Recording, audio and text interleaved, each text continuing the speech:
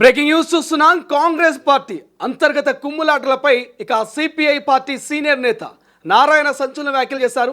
ఇక కాంగ్రెస్ పార్టీలో సమతులో పోరు నడుస్తుందని, ఇట్లానే కంటిన్యూ అయితే ఇక భవిష్యత్తులో బీఆర్ఎస్ పుంజుకునే అవకాశం ఉందంటూ కూడా ఆయన సంచలన వ్యాఖ్యలు చేశారు.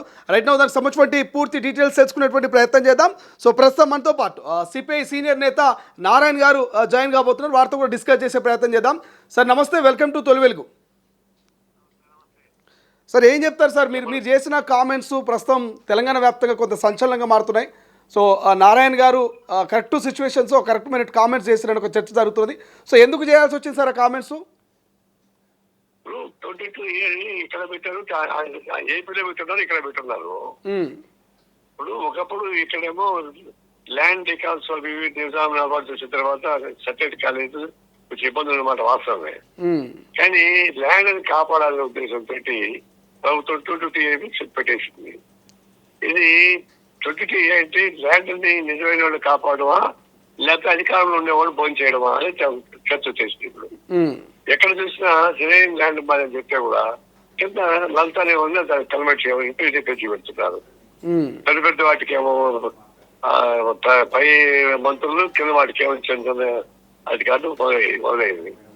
ఇది న్యాయంగా వాళ్ళకు భూమి ఉంది, వాళ్ళ పట్టాలు ఉన్నాయి, రిజిస్ట్రేషన్స్ ఉంటాయి, అలాగే వాళ్ళు వాడుకుంటున్నారు. కొన్ని చోట్ల వాళ్ళు అలాగే వాడుకుంటున్న సొంతంగా అవకాశం ఉంది. అట్లాంటప్పుడు ఇవి పెట్టి ఒక సెలెక్టివ్ గా దీన్ని బెదరగొట్టి బలహీన భూములను ఆక్రమించుకోవడానికి లేదా దీన్ని లంచాల రూపంలో మార్చుకోవడానికి ఉపయోగపడే పద్ధతి అయిపోయింది. ఇది చాలా ప్రమాదం. భూములు అంటే ఇప్పుడు అదే కార్పొరేట్ కంపెనీస్ ఎవరైనా భూములు 1000-2000 చేసుకోవచ్చు. కానీ సామాన్య రైతులు 1 ఎకరా, 1 ఎకరా, 2 ఎకరా, 3 ఎకరా వాళ్ళ పిల్లలు పడేస్తే వాళ్ళు ఏం చేసుకుంటారు? భూమిని 2 ఎకరాలు ఉంది, కొప్పలు మునిగిపోతాయా?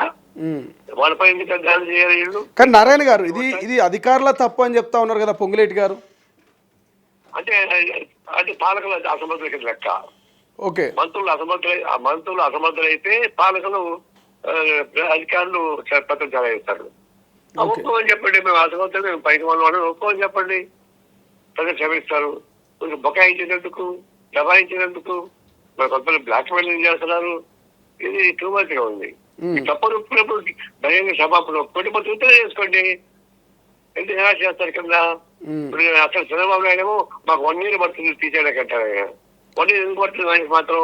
ఇప్పుడు కింద ఇంత లంచాలు తీసుకున్నాను చెప్పి ఇక్కడేమో మంత్రులు తప్పని ఒప్పుకుంటే ఇంకొక పక్క దాన్ని రైతు గడిపిస్తా ఉన్నారు. ఇంకొక పక్క హైడ్రాని ఉపయోగిస్తున్నారు. హైడ్రాని హైకోర్టు రైతు ముట్టికారేస్తా ఉంది. ఇవన్నీ ఒక దుందుడుకు చర్యలు. ఒకటి, ఎప్పుడు కానీ తప్పులు చేసేవాడు ఎఫెన్స్ వస్తాడు, తప్పులు చేయడం ఎఫెన్స్ కాదు, నెమ్మదిగా మాట్లాడి సమాధానం ఇస్తాడు. ఇప్పుడు మంత్రి కూడా క్షమాపణ చెప్పిండు. అంటే క్షమాపణ తప్పును ఒప్పుకున్నట్టు భావించవచ్చా? అంటే అర్థమేంటి? నువ్వు క్షమాపణ ఎందుకు చెప్తున్నారు?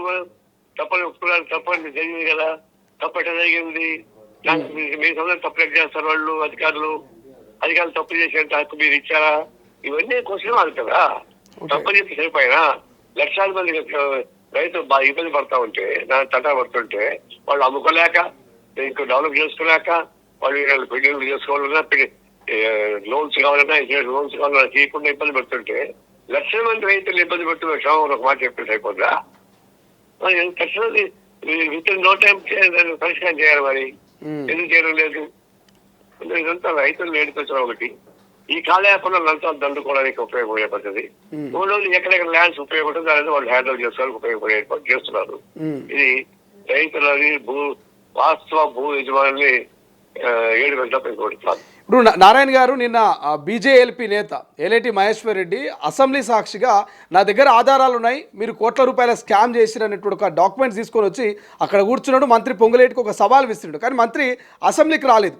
సో మీరు బీజేపీ ఏలేటి మహేశ్వర్ రెడ్డి చేస్తున్నటువంటి పోరాటానికి మద్దతు ఇస్తారా? ఆయన కూడా 22A భూముల గురించి ఒక పోరాటం చేస్తున్నారు. చూశాను నేను, ఆయన చూశాను, అది ఫాలో అయ్యాను నేను. నిజమే. ఇప్పుడు బీజేపీ కావచ్చు, ఇంకొకటి కావచ్చు, అది ఇష్యూ కదా మనకు కావాల్సింది.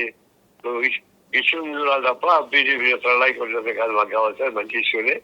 ఆయన ఓపెన్ ఛానల్ చేశాడు. ఇప్పుడు అదే పొంగులేటి ఆయన అక్కడికి పోయి నిజమే మీరు చెప్పింది కరెక్టే, నేను తప్పు అయిపోయింది మీరు చెప్తున్నాను ఒక మాట చెప్పుంటే ఆయన అంత విలువ పెరుగులేదు కదా. అయితే ఏది తప్పించుకోవాలి? వాళ్ళు ఛాలెంజ్ చేసినప్పుడు తప్పించుకుంటూ పోవాలి. లేదా మంత్రి మీరు చెప్పవచ్చు, మీరు ఇక్కడ మాట్లాడుకోవటం తీసుకున్నాల్సిన వాళ్ళని తీసుకుంటే ఆయన పోయి మాట్లాడేవాడు. మంత్రిగా ఉండేవాడు బీదులు రావడం బాగుండదు కాబట్టి కొన్ని ఆయన పిలుచుండొచ్చు కదా చాంబర్లోకి. ఇది కాలేదు కాబట్టి ఆయన బీజేపీ వాళ్ళు ఛాలెంజ్ ఏమాత్రం తప్పుడు ఛాలెంజ్ చేస్తారు, వాళ్ళు చేయరు కదా. ప్రతిపక్షం ఉంటే వాళ్ళు ఛాలెంజ్ చేయడం అంటే అన్ని ఆధారాలు ఉంటాయి కాబట్టి చేయలేవు. కాబట్టి ఇక్కడ బీజేపీ చేసినదే పద్ధతి కాదు. ఇష్యూ మంచిది, I have to support it. ప్రస్తుతం నారాయణ గారు చెప్పండి. గవర్నమెంట్ కేవలం క్షమాపణ చెప్తారు, చేతులుకోవడం కాదు, ఆచరణలో ఎక్కడ ఏ రైతుకు అన్యాయం జరగకుండా హామీ ఇస్తూ తక్షణ ఇంత బాధ్యత పరిష్కారం చేయాలి. ఎందుకు కాలేపం చేస్తారు? పద్దాకే ప్రతిపక్ష నాయకులాగా ఉపయోగించుకుంటూ పోతారు. పోతారు ఇప్పుడు అధికారులు ఉంటారు కదా, వీళ్ళు స్టైల్ చూస్తుంటే మాటలు ఎక్కువ శాతం తక్కువ అనిపిస్తుంది. ఇప్పుడు అంటే ప్రతిపక్ష పార్టీలు ఎక్కడైతే ఉపయోగిస్తారు ఇప్పుడు వీళ్ళు కూడా ఇప్పుడు డ్రైవర్ అధికార పక్షం వాళ్ళ మైండ్ సెట్ ఇంకా మారలే.